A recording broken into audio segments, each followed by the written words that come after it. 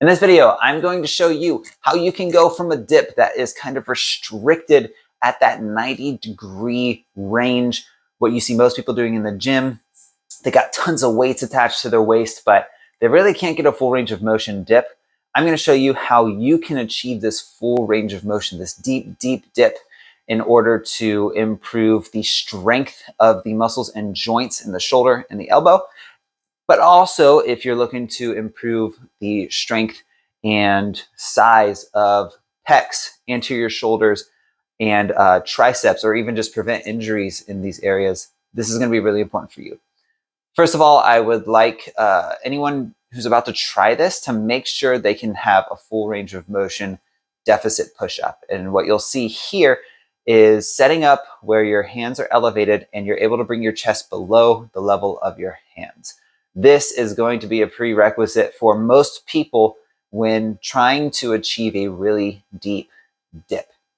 Now you can see here, again, you want that chest to be able to go below the level of your hands. And the reason you need to be able to do this in the push-up position is it mimics the range of motion demands on the shoulder and the elbow in preparation for that dip, which is going to load a lot more weight through those joints and tissues. So moving on to the actual technique. What you're going to do is, using parallettes, you're going to test what range of motion in a dip you have. And you'll know this because you'll get to that range and one or a few of the following will happen. You won't be able to push back up. You won't feel confident in that range, or you will basically fall to the ground because you're not able to hold that position. What you're going to do, find that position. Find the position with your body weight where you are comfortable holding it there, and you're going to load it with a weight vest. All right? You're going to use your legs to help you get there. Once you reach that range, you're going to hold that range, lift your feet up, and you're going to push as hard as you can to try to hold that. Right? So put that weight vest on, lower yourself with the help of your legs, get to that range of motion. Hold 5 seconds and relax. And then you're going to hold 5 seconds and relax. Over the next 3 to 5 days, you should notice that your body weight dip, you're able to get a little bit lower. And this is a good thing. We're preparing those tissues, we're strengthening those tissues, and we're teaching your brain how to handle these loads, how to activate those muscles properly. So you're just going to do the same thing. You're going to repeat this process. Put that weight vest on, sink into that new end range of motion, bring your feet up, hold 5 seconds, relax 5 seconds, do that about 5 times. And what you want is to be able to be pushing so hard at this range of motion that you are not able to get yourself back up, but you're also not sinking to the ground. So you want to be pushing 100% without changing that range of motion, right? We're doing isometrics here.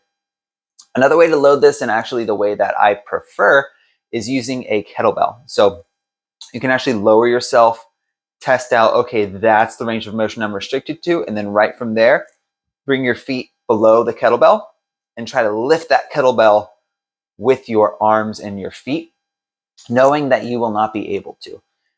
The goal here, again, pushing 100% force without being able to move, to teach those tissues safely how to handle those loads.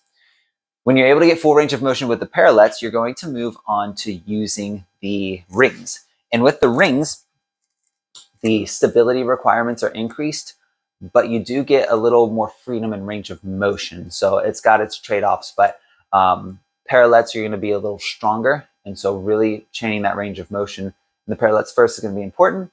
But then if you want to train it with the rings, you just do the same thing. Place that kettlebell there, find that end range of motion, grip the kettlebell with your feet, and then try to push up against it 100%, right? Doing this for weeks will help you be really confident and stronger in an end range of motion, and basically open your range in the dip up so you can reach that full range of motion, but also be confident with it and be able to move into and out of it pretty freely.